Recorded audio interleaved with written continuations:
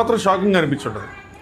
So big boss అక్కడ ప్రోమోలో కొద్దిగా కన్ఫ్యూజింగ్గానే మాట్లాడాడు. నలుగురు వస్తారు బయట నుంచి ఆస్ట్రా నిశ్చితంగా గమనించారు, అందులో నలుగురిని తీసుకోవాలండి, ఒక్కళ్ళనే తీసుకుంటారు, సో ఒక్కళ్ళే ఉంటారని చెప్పి. అయితే ఈ నలుగురు తమను తాము ఏ విధంగా ప్రజెంట్ చేసుకున్నారు, ఇంకా కొన్ని విషయాలు వీళ్ళు నేర్చుకోలేదేమో, బయట నుండి గేమ్ చూసిన తర్వాత కూడా నేర్చుకోలేదేమో అనిపించింది. సో డీటెయిల్గా మాట్లాడుకుందాం దానికోసం. స్క్రిప్ట్ ఎందుకు పెట్టాను నీట్గా చెప్తాను. సో అదేం నెగిటివ్ మీనింగ్లో ఏం పెట్టలేదు. Let's start. హాయ్ ఫ్రెండ్స్, నా పేరు Anand, welcome to top news. Video like చేసి చూడండి. మనకి ఒక 2 రోజులు ఆ మైక్ డిస్టర్బెన్స్ రావటం వల్ల మొత్తం అంతా అక్కడ కొంచెం డౌన్ అయిపోయింది, ఖచ్చితంగా డౌన్ అయిపోయింది, అది మాత్రం నాకు తెలుస్తుంది. మరి దిష్టి తగిలిందో ఏం తగిలిందో, బట్ స్టిల్ చాలామంది సబ్స్క్రైబ్ చేస్తున్నారు. 53K రీచ్ అయ్యాం. 2 రోజులు డిలే, అంటే నేను అనుకున్న దానికన్నా కొంచెం డిలే అయింది, ఆ మైక్ వల్ల అబ్బా దరిద్రం.